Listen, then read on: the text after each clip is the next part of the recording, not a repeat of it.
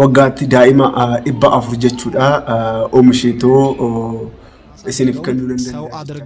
Egaa akkuma argaa jirtan maashiniin daa'imti ittiin falafalamu kana addunyaan karamitti akka deemaa jirtu ilaalaa kaafroota.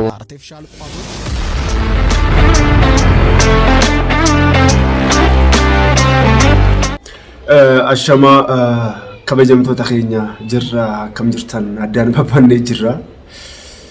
Yaa hin beektan Itoophiyaa keessatti normaaliyaa hojiidhaan bizii taana walumaa gadi kaanna jireenya keenya fooyyessuudhaaf kanaaf akka duraanii viidiyoo gadhiisaa hin jiru. Akkam jirtan kabajamtoota keenya jirra waaqaf galanna haa gayu har'a informationii nama dinqisiisu tokkoon isinii fidee dhufe. Informationiin kun dhugaa baay'ee nama ajaa'ibsiisa. Biyya Jarman keessatti kaampaanii tokko kaampaaniin kun jechuudha waggaatti daa'ima dhibba afur jechuudha oomisheetoo isinif kennuu danda'a jechaa jira. Maal jettan mee? Daa'ima dhibba afur waggaa tokkotti isinii oomisheetoo isinii kennuu danda'a. Ilmi namaa yeroo ammaa kana meeshaa ta'ee jira. Baay'ee nama dinqisiisa, baay'ee nama ajaa'ibsiisa. Rabbi maal akka nuun jedhu kun dhugaa cubbuu ajaa'ibaati. Aroonoo addunyaan garam akka deemaa jirtu hin beeku ani. Kaampaaniin kun Ectolife jedhama. Biyya Jarman keessa jira. Waggaa keessatti daa'ima dhibba afur isinii oomishuu nan danda'a jechaa jira. Ectolife jechuun maashina Ectolife keessatti jechuudha. Gadaamessa artificially ta'e uumameetoo gadaamessa artificially ta'e san keessatti jechuudha. Dhirsaamneetii kan ta'e tokko jechuudha. Daa'ima uummachuu yoo barbaade dhangala'oo isa keessaa ba'uu fi dhangala'oo haadha manaa isaa keessaa ba'uu san jechuudha. Fiduudhaan karaa kaampaanii Ectolife kanatti ogeessatanii booda jechuudha. Baay'ee dubbachuudhaaf baay'ee nama qaalisa garuu kun garam akka deemaa jirru dhugaa kun abaarree hamaadha jedhee nan yaada. Garuu akka saayinsiitti akka teekinooloojiitti kun jechuudha maalidha. Baay'inaan dubartoota irratti jechuudha miidhaan adda addaa yeroo da'umsaa miidhaan adda addaa irra gahaa waan jiruuf hubannoo kana ilaalchiseetu jechuudha miidhaa kana hir'isuudhaaf jechaa jira kaampaanii kun. Baga gammaddanii jedhamu. Sinigalee baga gammaddanii sinin jechaa jira. So dhangala'oo haadha manaa dinniitii dhangala'oo dubara keessaa yaa'uu fi dhiira keessaa yaa'u san jechuudha qabachuudhaan karaa kaampaanii kana hin deemtanii itti kennitanii Ectolife maashinii kana keessatti walitti ogama kan booda jechuudha. Maashiniin kun akka kinoo gadaamessa dubara keessa jiru yookaan dubartii keessa jiru akkasi ji'a saglaffaa keessatti jechuudha. Ectolife maashiniin kun daa'ima isinii guddisee daa'ima isiniif kenna jechuudha. Mee normaalii karaa viidiyoo ta'u dogorree osoo viidiyoo kana ilaaltanii warri hin dhageenye kan dhageessanii jirtanii kan hin dhageenye immoo jechuudha. Mee viidiyoo kana haa ilaallu. ilaala. ዓለምን ያስደነገጠውና በርካቶችን እያነጋገረ ያለው ሴቶች ከዚህ በኋላ አርግዘው መውለድ አይጠበቅባቸውም ከሴቷም ከወንዱም ዘራቸውን ይዘው ከመጡ እኛ በአርቲፊሻል መንገድ በሰራናቸው በእነዚህ አርቲፊሻል ማህፀኖች ልጁን ከስር ጀምሮ አሳድገን 9 ወር ሲሆነው ወልደን እንሰጣለን ይላል ተቋሙ። ተዋወቁት። Ectolife ይባላል ይህ ተቋም። መቀመጫውን በጀርመኗ በርሊን አድርጎ የተቆረቆረው ይህ ተቋም በውስጡ በዘመናዊ መልኩ የተደራጀ የቴክኖሎጂው ጥግ የደረሰበት የረቀቀ 75 የሚሆኑ ቤተ ሙከራዎች ሲገኙ ቤተ ሙከራዎቹ እያንዳንዳቸው 400 የሚሆኑ ሙሉ በሙሉ ልጆችን በማህፀን አሳድገው ሰው አድርገው እንዲወጡ የሚያስችሉ ቴክኖሎጂዎችን እንደታጠቁ ጠቁሟል። ባልና ሚስት ከእንግዲህ ልጅ ለመውለድ መሳቀቅ አይጠበቅባቸውም።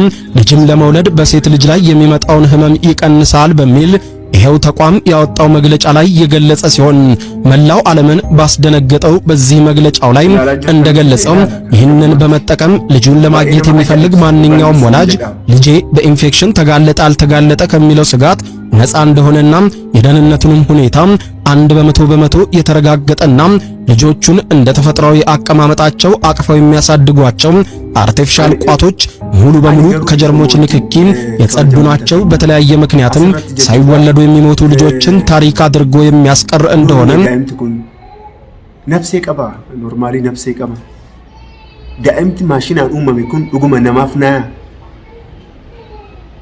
ሰሙንሳ ሰሙ ረቢቲ ከን ዋቀቱ ነው ኡመ ጀደሙ ማል ጀደው ጉደቴ ቦደ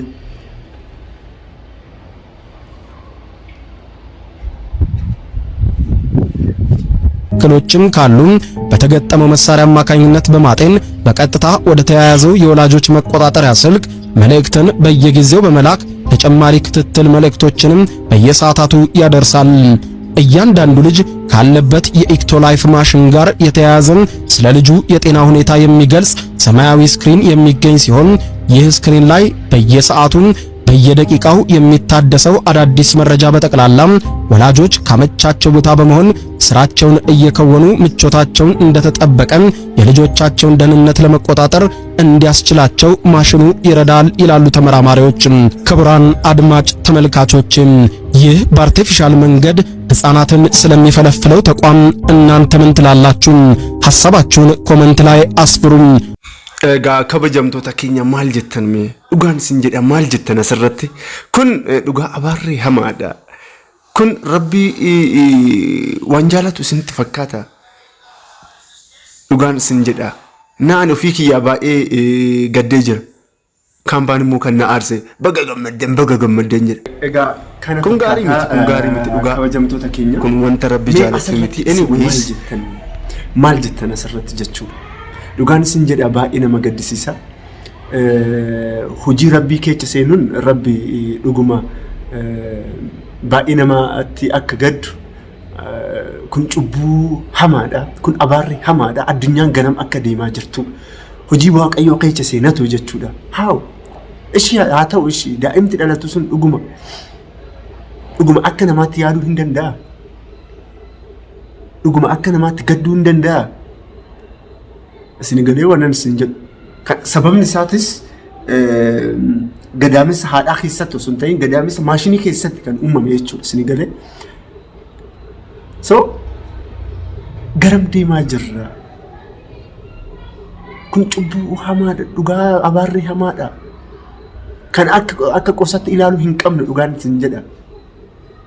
Hojii rabbii keessa ishii nama ajjeesuun wantoota baay'ee kan rabbi gaddisiisu hojjennee jirra duraan irraa ka'ee gaammaatti dhumarra kun uumamuu jechuun rabbi yeroo dhiyoo keessatti hin dhufa dhugaa isaanii jechuudha hojii kan ani akka teeknooloojiitti ilaalu kana isinii galee dumbulloo akka teeknooloojiitti ilaalu kanaan so kanaaf jechuudha yeroo tokko jechuudha addunyaan yeroo baay'ee jechuudha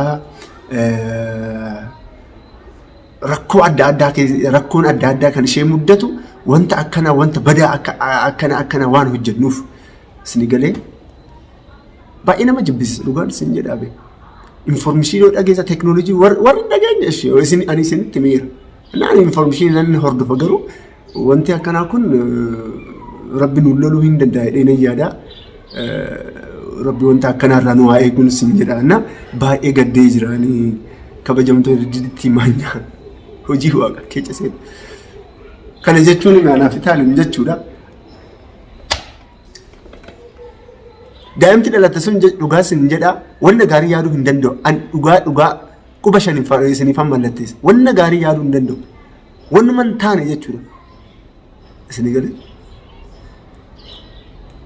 qamanatti guddisuu isa wajjin rakkachuun wanti kun hin jiru jechuudha wajjin hin ciisanii walqunnamni isaanii godhan shabbirab daa'ima barbaadan immoo achitti kaampaanii daayiperiin hin jiru maal hin jiru achumatti isin galee so